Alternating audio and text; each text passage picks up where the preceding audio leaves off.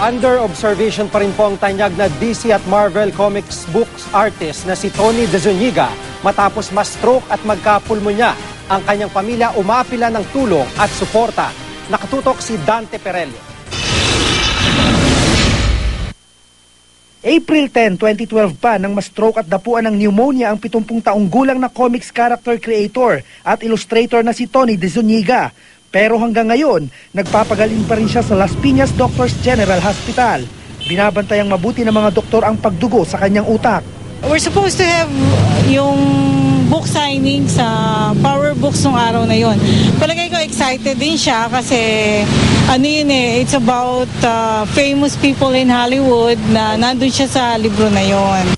Bagamat inalis na siya sa respirator, under observation pa rin si De Zuniga. If not, lalagyan siya ng buta sa throat, lalagyan ng trach. Then, para makakahinga siya kasi ang naging problema nga, yung paghinga din. Nakilala si De Zuniga bilang unang Pilipinong comic book artist na co-creator ng DC Comics characters na Jonah Hex at Black Orchid. At naging artist din ng mga legendary characters sa DC at Marvel Comics na nakilala sa buong mundo. Batman, Superman, Supergirl, Ghost Rider, Robocop at Spider-Man. Si De Zuniga din ang naging susi para makilala ang ibang Pinoy comic artist sa Amerika na kanyang ipinakilala sa DC Comic Publishers doon.